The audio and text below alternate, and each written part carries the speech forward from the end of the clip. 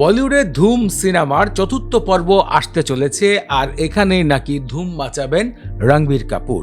চোরের ভূমিকায় নাকি পুলিশের অভিনয় করবেন রণবীর কাপুর, তা নিয়ে রয়েছে গণমাধ্যমে এবার বেশ আলোচনা। 2004 সালে সঞ্জয় গান্ধী পরিচালিত ধুম সিনেমায় জন আব্রাহাম, অভিষেক বচ্চন, উদিতি চোপড়াকে নিয়ে সিনেমার কাজ করেছিলেন আদিত্য চোপড়া। ব্যবসা অন্য লেভেলে হয়েছিল। সিনেমাটিতে বলিউড ইন্ডাস্ট্রি নতুন একটা মাত্রা যোগ করে। চোর পুলিশের ধাওয়া দেখে দর্শকরা বেশ ভালোবাসা এবং সিনেমাটাকে গ্রহণ করেছিল। 2006 সালে ধুম 2 এ ঋত্বিক রোশন নেগেটিভ ক্যারেক্টারে হাজির হয়ে অন্য একটা মাত্রা যোগ করে দেয় ধুম দ্বিতীয় পর্বে।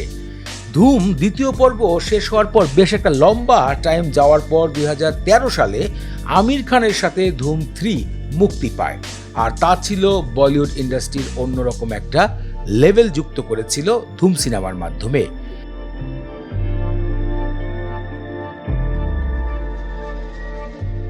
অনেকদিন চলে যাওয়ার পর প্রায় 12 বছর পরে আবারও কথা উঠেছে ধুম 4 সিজন নিয়ে আসতে চলেছে সিনেমার পরিচালক।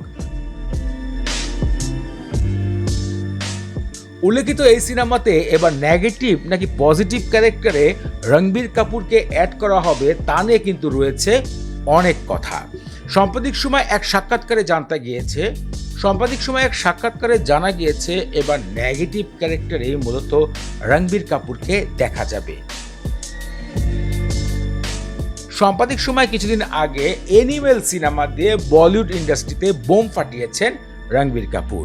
তার এই সিনেমাটি এই বছরের সেরা সিনেমার মধ্যে উল্লেখিত ছিল।